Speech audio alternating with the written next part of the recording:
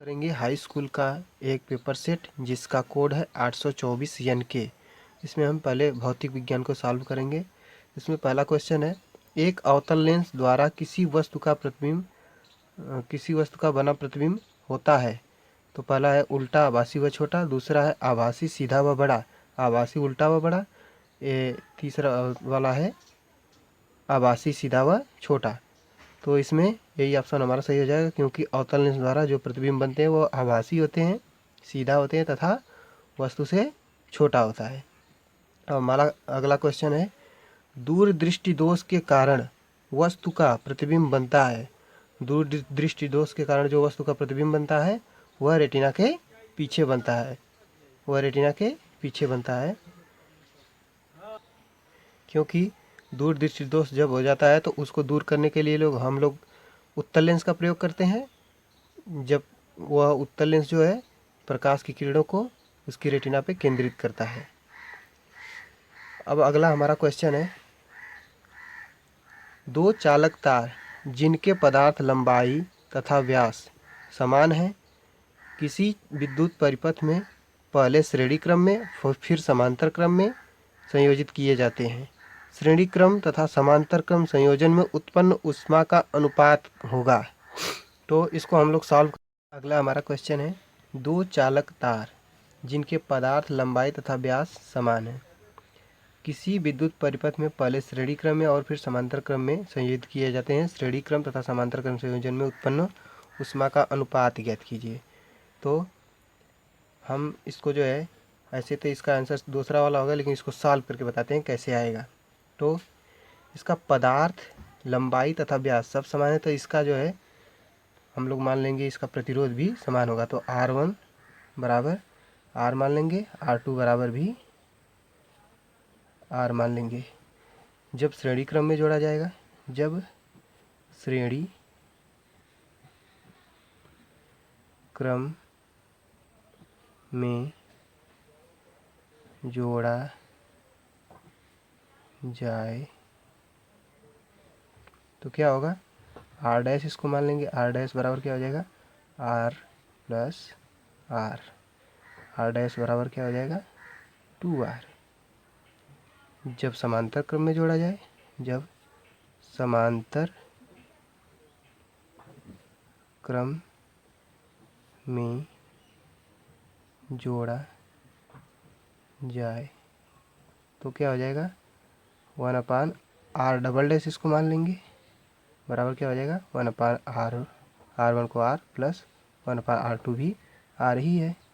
तो 1/R double dash बराबर क्या हो जाएगा 1 + 1/R, क्योंकि हर समान है तो हर जुड़ जाएगा, अंश जुड़ जाएगा। तो यहाँ पे R डबल डैश बराबर क्या हो जाएगा R/2। तो अब हम आ जाएंगे, हमको निकालना क्या है, हमको निकालना है ऊष्मा का अनुपात। ऊष्मा का अनुपात तो हम मान लेंगे H1 बराबर क्या हो जाएगा, इसको मान लेते हैं, ये फार्मूला होता है H बराबर V/R होता है, तो V²/R होता है। तो यहाँ पे क्या हो जाएगा V², R की जगह पे R1 क्या है 2R है, और H2 क्या है H2 यहाँ पे भी V²/R/2 कर लेंगे। तो हमारा क्या हो जाएगा, यहाँ पे V²/R/2 कर देंगे। फिर इसके बाद आ जाएगा दोनों का अनुपात H1/H2 बराबर क्या हो जाएगा V²/2R बटे V²/R/2। तो यह ऊपर चला जाएगा, यह इसका नीचे गुणा हो जाएगा। तो क्या हो जाएगा H1/H2 बराबर ये हो जाएगा V², ये नीचे वाला जो ऊपर चला जाएगा, V² गुणे R/2 बटे क्या हो जाएगा ये V² गुणे 2R। ठीक है, तो अब यह इसका यह नीचे जाकर गुणा में लग जाएगा, तो क्या हो जाएगा H1/H2 बराबर क्या हो जाएगा V²R बटे यह 2 पहले से है तो 2 गुणा में लगा कर V² × 2R कर देंगे। अब H1/H2 बराबर क्या हो जाएगा V² से V² कट गया, R से R कट गया, आ जाएगा 1/4 या 1/4। तो यहाँ पे जो हम किए हैं यह नियम है, जो अनुपात और समानुपात का नियम होता है उस नियम से हम जो है इसका गुणा किए हैं। तो यह पहला चौथे से गुणा होगा, दूसरा तीसरे से गुणा होगा, तो इसका जो है पूरे का गुणा इसमें हुआ है, इसका गुणा इसमें हुआ है।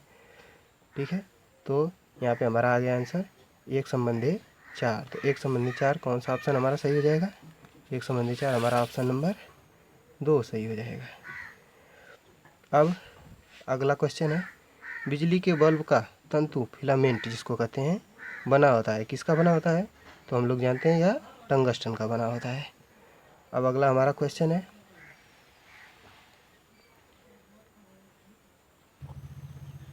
निम्नलिखित चित्र में दर्शाए अनुसार एक प्रकाश की किरण, दर्शाए गए चित्र होना चाहिए के अनुसार एक प्रकाश की किरण माध्यम A से B में प्रवेश करती है। चित्र को देखकर बताइए कि कौन सा माध्यम अधिक सघन माध्यम है तथा माध्यम A के सापेक्ष माध्यम B का अपवर्तनांक ज्ञात कीजिए।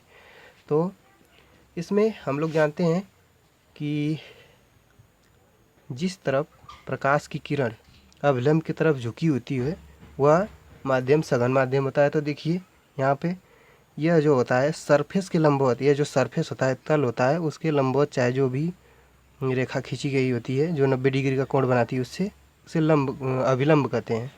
तो अभिलंब यह हो गया। इससे जब प्रकाश की किरणें जो होती हैं वह जो कोण बनाती हैं वही आपतन तथा अपवर्तन कोण होता है। तो इसका यह 90 डिग्री का टोटल कोण बना रही है, तो यह 60 डिग्री का ये कोण दिया है, तो ये टोटल 90 डिग्री का कोण है। तो यह कोण क्या हो जाएगा, यह 30 डिग्री का हो जाएगा। और यह कोण क्या हो जाएगा, यह टोटल 90 डिग्री का है, इसमें 45 से दिया है तो यह भी 45 का हो जाएगा। तो यह आपतन कोण मान लीजिए चाहे ये आपतन कोण मान लीजिए, दोनों में से देखेंगे कौन सा कोण नज़दीक है, उसी हिसाब से जो है हम इसको जो है बताएंगे कि कौन सा सघन माध्यम है कौन सा विरल माध्यम है। तो जो कोण छोटा होगा वही सघन माध्यम होगा, जिस माध्यम में कोण छोटा होगा वह सघन माध्यम होगा। तो माध्यम ए में कोण जो है 30 डिग्री का बन रहा है, तो इसका मतलब यह सघन माध्यम है। तो सघन माध्यम क्या है, माध्यम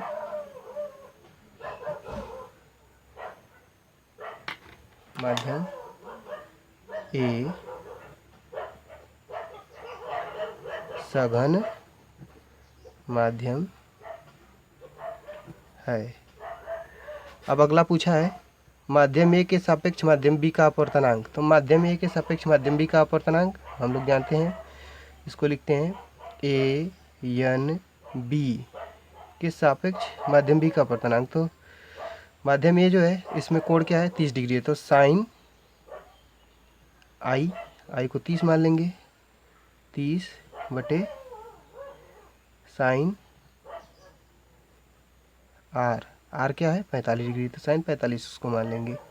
तो क्या हो जाएगा 1/2 बटे 1/2।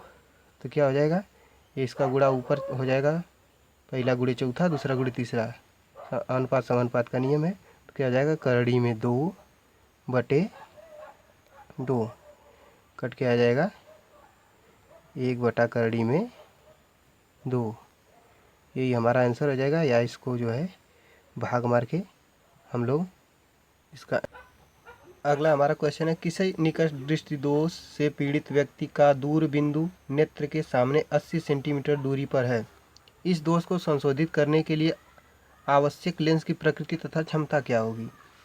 तो निकट दृष्टि दोष से पीड़ित बोल दिया, जिसका मतलब जो है हमको जो है अवतल लेंस की ज़रूरत पड़ेगी।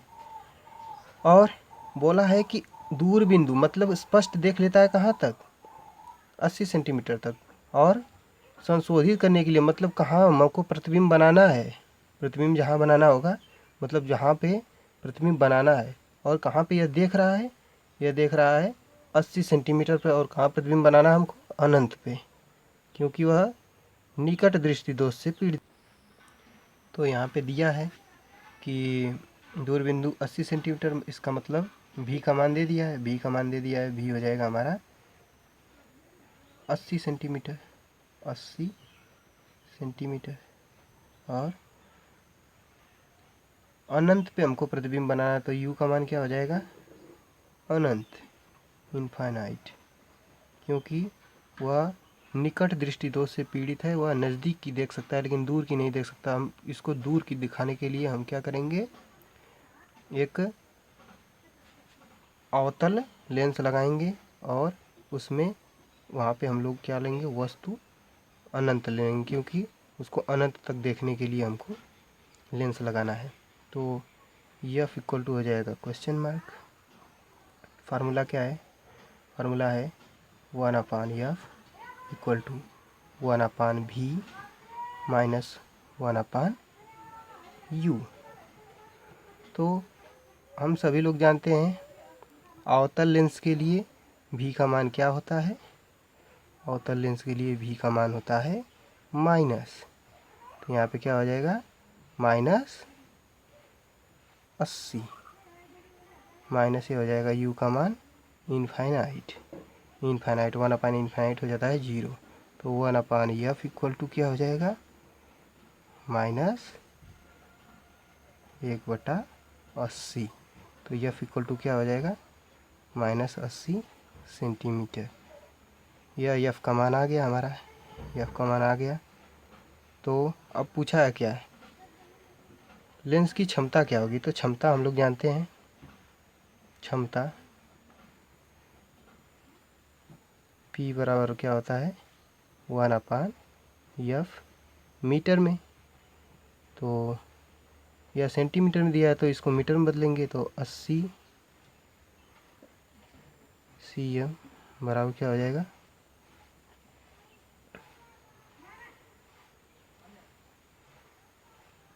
80/100 क्या हो जाएगा, -0.8 मीटर।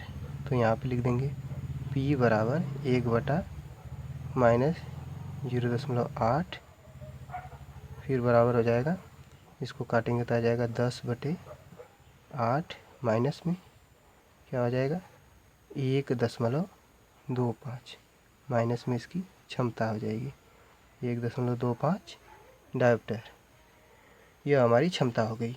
अब लेंस कौन सा होगा, अवतल लेंस होगा, अवतल लेंस, इसकी क्षमता -1.25 डायोप्टर होगी, यही हमारा आंसर हो गया। अब अगला है, और हाँ एक बात याद रखना कि यहाँ पे जो मानव नेत्र वाला क्वेश्चन होता है उसमें u तथा v दोनों को माइनस क्यों लिया जाता है, क्योंकि दोनों का जो है वस्तु तथा प्रतिबिंब दोनों लेंस से बाएं साइड ही रहती हैं, प्रतिबिंब भी बाहर ही बनता है और लेंस भी वस्तु भी बाहर ही रहती है, तो इसलिए वहाँ पे u तथा v दोनों माइनस लिया जाता है। अब अगला हमारा क्वेश्चन है, तारे क्यों टिमटिमाते हैं, तारे क्यों टिमटिमाते हैं, तो इसमें हमारा इसका उत्तर है वायुमंडलीय अपवर्तन के कारण तारे टिमटिमाते हैं, बस यही हमारा आंसर हो गया। लेकिन इसमें 2 नंबर नहीं मिलेगा, 2 नंबर पाने के लिए इसका जो है कंक्लूजन भी लिखना पड़ेगा, क्योंकि तारे का प्रकाश वायुमंडल में पहुंचने के बाद पृथ्वी की सतह तक या पृष्ठ तक पहुंचने में लगातार उसका अपवर्तन होता रहता है, तो इसको भी लिखना होगा, तारे इसलिए टिमटिमाते हैं। अब अगला हमारा क्वेश्चन क्या है, अगला हमारा क्वेश्चन है, देखिए ये हमारा अगला क्वेश्चन है, 15 सेंटीमीटर फोकस दूरी वाले अवतल दर्पण के सामने 30 सेंटीमीटर दूरी पर 2 सेंटीमीटर लंबाई की एक वस्तु रखी है, बनने वाले प्रतिबिंब की स्थिति, प्रकृति तथा आकार ज्ञात कीजिए। तो बोला है 15 सेंटीमीटर फोकस दूरी है, तो एफ इक्वल टू 15 सेंटीमीटर, और सामने कोई वस्तु रखी है कितनी दूरी पे है, u बराबर 30 सेंटीमीटर और 2 सेंटीमीटर लंबाई है, तो वस्तु की लंबाई भी दे दिया है, तो o बराबर क्या दिया है 2 सेंटीमीटर। बनने वाले प्रतिबिंब की स्थिति, प्रकृति तथा आकार ज्ञात कीजिए। तो यहाँ पे दे दिया है अवतल दर्पण। अवतल दर्पण में जो फोकस दूरी होती है तथा वस्तु तो हमेशा माइनस लिया जाता है, और उसके बाद फोकस दूरी तथा वस्तु का प्रतिबिंब, तो अवतल दर्पण में हमारा फोकस भी क्या होता है माइनस होता है।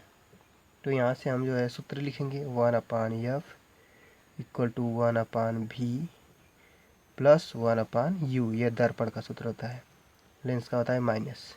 ठीक है, तो 1/-15 बराबर हो जाएगा 1/v प्लस 1/u का मान -30। इसको एक तरफ कर लेंगे, 1/-15, इसको इस तरफ लाएंगे तो ये प्लस में हो जाएगा, प्लस 1/30 बराबर 1/v।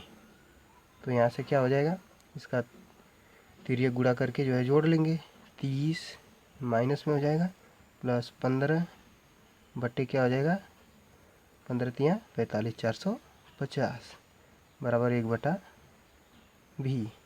क्या हो जाएगा -15 बटे 450 बराबर 1/v।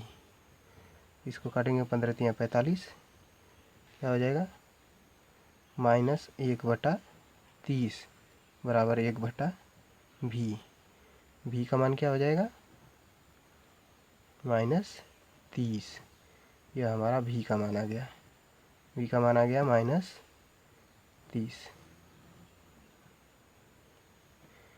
तो v का मान आ गया। अब प्रतिबिंब की स्थिति कहाँ होगी, देखिए -30, इसका मतलब प्रतिबिंब कैसा वास्तविक बन रहा है। प्रकृति क्या हो गई वास्तविक, तथा स्थिति क्या होगी दर्पण से, दर्पण के सामने 30 सेंटीमीटर दूरी पर। तो यह दर्पण के सामने 30 सेंटीमीटर की दूरी बन रहा है और कैसा बन रहा है वास्तविक प्रतिबिंब बन रहा है। तो आकार ज्ञात करने के लिए क्या हमारा फार्मूला होता है I/O बराबर -v/u। तो I का मान हमको ज्ञात करना है, O का मान दिया है 2, माइनस v का मान क्या है, v का मान क्या है -30 और u का मान क्या है, यह भी -30 है। तो क्या हो जाएगा ये -30 कट गए, वो इधर आ जाएगा एक I/2 बराबर हो जाएगा -1, I बराबर -2, I बराबर -2। ये -2 है, जो ये बता रहा है कि कैसा प्रतिबिंब बन रहा है उल्टा बन रहा है। तो यह बता रहा है यह उल्टा प्रतिबिंब बन रहा है, क्योंकि नीचे उसकी लंबाई जो है नीचे है, जब सरफेस के नीचे बनता है जब, तो वह उल्टा दिखाता है। और यह -30 जो है दिखा रहा है कि यह बाईं तरफ प्रतिबिंब बन रहा है दर्पण के सामने, दर्पण के सामने। ठीक है, प्रकृति कैसी होगी वास्तविक होगी, जब दर्पण के सामने बन रहा है तो प्रकृति कैसी होगी वास्तविक होगी। ठीक है, अब अगला हमारा क्वेश्चन है 60 वाट 220 वोल्ट तथा 100 वाट 220 वोल्ट के दो विद्युत बल्ब श्रेणी क्रम में 220 वोल्ट के विद्युत मेंस से संयोजित किए गए हैं। दोनों विद्युत बल्बों में प्रवाहित होने वाली धाराओं की गणना कीजिए। यही हमारा जो है क्वेश्चन है। तो पहला दिया है P1 बराबर दे दिया है क्या 60 वाट और P2 बराबर दे दिया है 100 वाट, और क्या दिया है दोनों में विभवांतर जो है V का मान दिया है 220 वोल्ट।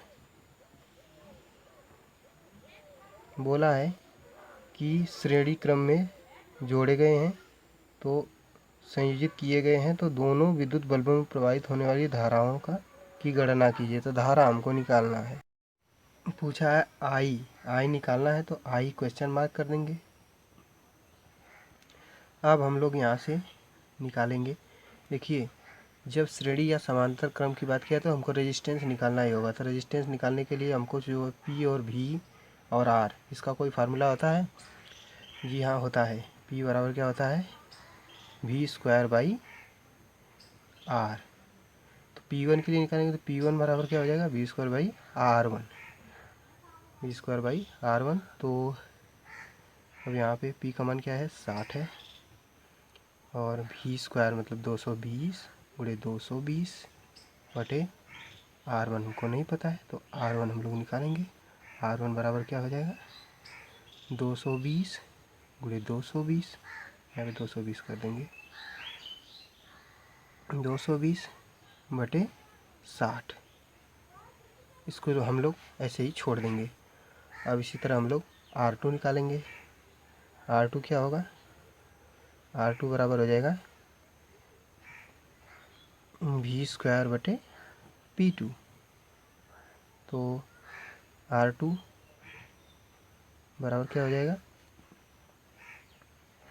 देखिए, P2 का मान है 220 गुणे 220, P2 का मान 100। ठीक है। अब 0 से 0 यहाँ पे हम लोग काट लेंगे। ये हो जाएगा R2 बराबर 22 का गुणा कर देंगे, 484 आ जाएगा। R2 हो गया हमारा। अब यह हमारा आ गया R1 और R2 श्रेणी क्रम में जोड़ा गया है, तो तुल्य प्रतिरोध निकालेंगे। यहाँ पे तुल्य प्रतिरोध पहले निकालेंगे हम लोग। तुल्य प्रतिरोध क्या हो गया? R बराबर क्या हो जाएगा? R1 प्लस R2, श्रेणी क्रम में है ना, इसलिए R बराबर क्या हो जाएगा? R डैश, इसको कर लेंगे। R1 क्या है? 220 गुणे 220 बटे 60 प्लस 484। अब इसका इसमें गुणा कर देंगे तो R बराबर क्या हो जाएगा? 220 गुणे 220 प्लस 484 में 6 का गुणा करेंगे, 0 6 चौके 24, चौथे 48, 2 50 को 0, 6 चौके 24, 6 चौके 24 को 4, 6 अठे 48, 2 50 को 0, 6 चौके 24 5 29। यह हमारा आ जाएगा बटे 60। इसको और सॉल्व करेंगे तो हो जाएगा 40 प्लस 29 0 40 बटे 60। आर डैश हम निकालेंगे। आर डैश बराबर क्या हो जाएगा? जोड़ेंगे इसको, 0 0 0, यह 4 4 8, यह 0 और 8,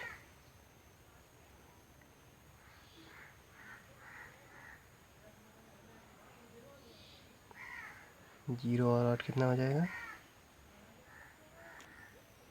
सॉरी, यहाँ पे एक 0 हम भूल गए, इसको भी लिख लेंगे। तो यह 0, फिर यहाँ पे 0 0 रहेगा, फिर यहाँ 4 4 और यहाँ पे 4 रहेगा, तो इसको काट देते हैं।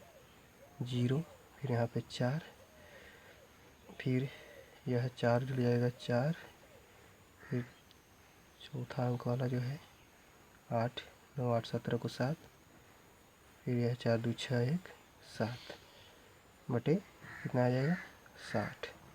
यह हमारा आर डैश का मान है। तो यह इसको काट देंगे, इससे बराबर हो जाएगा 77 44 बटे 6। अब हम एक फार्मूला जानते हैं धारा का फार्मूला क्या होता है? V equal to I R, या I बराबर V अपान आर। तो V का मान क्या है? 220 बटे R का मान क्या हो जाएगा? 77 44 बटे 6। तो यह समान अनुपात और समानुपात का नियम जो होता है, उस नियम के हिसाब से हो जाएगा। यह ऊपर चला जाएगा 6, 220 गुणे 6 बटे 77 44। इसको सॉल्व करेंगे, 22 से इसको काटेंगे, यह 10 बार कटेगा, इधर यह कटेगा 22, 3 या 66, फिर इसके बाद बचेगा 22 बचे 110, फिर कितना आ जाएगा, फिर 22 गुना 44, 352 आ जाएगा। यह हो जाएगा ऊपर गुणा हो जाएगा 60 बटे 352। इसको काट लेंगे तो आ जाएगा हमारा, इसको काटेंगे तो आ जाएगा 0.17 एम्पियर। यही हमारा आंसर हो जाएगा। अब अगला हमारा क्वेश्चन है, बोला है R1 R2 R3 तीन प्रतिरोधों को पार्श्वक्रम में जोड़ा गया है। संयोजक के तुल्य प्रतिरोध का व्यंजक व्युत्पन्न कीजिए। निम्नलिखित चित्र में बिंदुओं A तथा C के बीच तुल्य प्रतिरोध ज्ञात कीजिए। तो देखिए, यह पार्श्वक्रम का मतलब है समांतर क्रम। समांतर क्रम में यही तीनों जुड़े हैं, क्योंकि देखिए इनका पहला सिरा, या फिर इसको मान लीजिए यह पहला सिरा एक बिंदु से, दूसरा सिरा एक बिंदु से जुड़े हुए हैं, तो ये पार्श्वक्रम में है। तो इनको हम लोग जोड़ कर तुल्य प्रतिरोध निकालेंगे। तो मान लेंगे 1/r बराबर क्या हो जाएगा, 1/r1 प्लस 1/r2, समांतर क्रम के लिए यही फार्मूला होता है, प्लस 1/r3 क्या हो जाएगा, 1/r बराबर 1/r1 का मान 2 प्लस 1/6 प्लस 1/6, तो 1/r बराबर क्या हो जाएगा, हो जाएगा 1/2 प्लस ये हो जाएगा 2/6। इसका तिर्यक गुणा करके हम लोग सॉल्व करेंगे। 1/r बराबर क्या हो जाएगा, 6 प्लस 4 बटे 12, तिर्यक गुणा कर देंगे, आ जाएगा ये 10/12। तो r बराबर क्या हो जाएगा हमारा, 12/10 बराबर क्या हो जाएगा, 1.2। ये हो जाएगा 12/10, यहाँ पे 12/10 हो गया, इसको उल्टा कर देंगे, हो जाएगा 1.2 ओम। 1.2 ओम हमारा यह आ जाएगा समांतर क्रम वाला। अब देखिए, बोला है ए तथा बी के बीच तुल्य प्रतिरोध ज्ञात कीजिए। तो देखिए, यह तीनों को जोड़ दिए तो ये एक प्रतिरोध बन गया, एक प्रतिरोध जिसका मान कितना है, 1.2 ओम। तो इसको R डैश ही मान लेते हैं। तो अब इसको R डबल डैश, इसको R ट्रिपल डैश मान लेंगे। तो यह तीनों श्रेणी क्रम में दिख रहे हैं। इसका पहला दूसरा सिरा इसके पहले सिरे से, इसका दूसरा सिरा इसके पहले सिरे से तो जुड़ा है। तो इसका हो जाएगा श्रेणी क्रम में हम लोग तुल्य प्रतिरोध, तुल्य प्रतिरोध, तुल्य प्रतिरोध ए तथा सी के बीच निकालेंगे। तुल्य प्रतिरोध क्या होगा, ए तथा सी के बीच। ठीक है, तो पहला हमारा प्रतिरोध है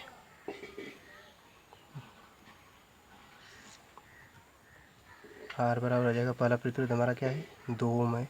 दूसरा क्या है, 3.5 है। तीसरा हमारा क्या है, 1.2 आया है।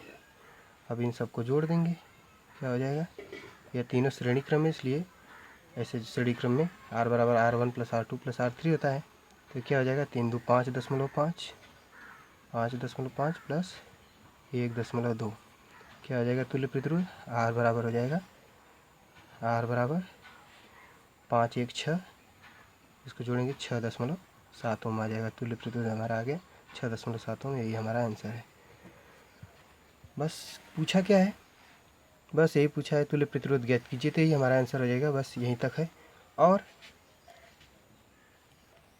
अथवा वाला एक क्वेश्चन पूछा था, वर्ण विक्षेपण से आपका क्या तात्पर्य है। सूर्य के प्रकाश के स्पेक्ट्रम में विभिन्न वर्ण विक्षेपण प्राप्त होते हैं। तो यहाँ पे वर्ण विक्षेपण की हमको परिभाषा लिख देना है। उसके बाद जो है सूर्य का जो है प्रकाश होता है, उसमें से कितने प्रकाश का वर्णों का जो विभेदन होता है उसको दिखा देना है। तो ये इसकी परिभाषा लिख के और इसको दिखा देना है। इसको जैसे बताया गया है उसी तरह से कर देना है। इसमें कुछ परिभाषा लिखने की ज़रूरत नहीं है हमको, क्योंकि ये सवाल नहीं कि इसको हम लगाएंगे, इसको अपने से कर लीजिएगा बुक से। और एक क्वेश्चन है, किसी चालक के प्रतिरोध से आप क्या समझते हैं? तो यहाँ पे प्रतिरोध का परिभाषा लिख देंगे तथा यह किन किन कारकों पर निर्भर करता है। तो यहाँ पे कारक क्या क्या होते हैं? एक होता है लंबाई, जिसके अनुक्रमानुपाती होता है, मतलब लंबाई बढ़ने पे प्रतिरोध जो है बढ़ता चला जाएगा। और एरिया होता है क्षेत्रफल, तो प्रतिरोध बढ़ने पे एरिया कम होता है या फिर एरिया कम करने पे प्रतिरोध बढ़ता है। तो एरिया बढ़ाएंगे तो प्रतिरोध घटेगा। यह कारक होते हैं। और पदार्थ पे भी प्रतिरोध निर्भर करता है, और ताप पे भी प्रतिरोध निर्भर करता है। ये तमाम बातें जो हैं इसको जो है ध्यान में रखिए और इसको याद कर लीजिए। और एक क्वेश्चन है, विद्युत चुम्बकीय प्रेरण से आप क्या समझते हैं? आपका क्या तात्पर्य है? प्रयोग द्वारा इसे कैसे प्रदर्शित करेंगे? प्रेरित धारा की दिशा ज्ञात करने वाला नियम बताइए। तो इसमें विद्युत चुम्बकीय प्रेरण का परिभाषा लिख देना है। उसके बाद जो है प्रयोगों द्वारा जो माइकल फैराडे का प्रयोग था उसको जो है बताना है। उसके बाद विद्युत धारा की दिशा ज्ञात करने का, विद्युत धारा की दिशा फ्लेमिंग के दाएं हाथ के नियम द्वारा ज्ञात कर लेते हैं। तो इसको भी याद कर लीजिए, बस खत्म हो गया जो है यह भौतिक विज्ञान का यह वाला पेपर।